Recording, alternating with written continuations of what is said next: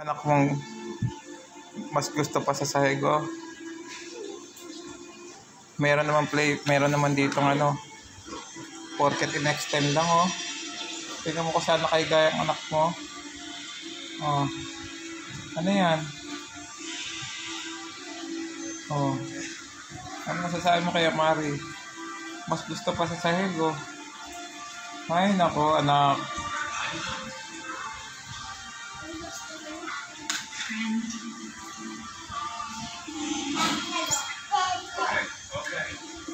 Okay, here we go. Tingnan mo yung kulit, oh.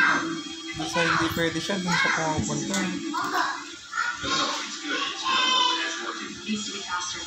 No dyan!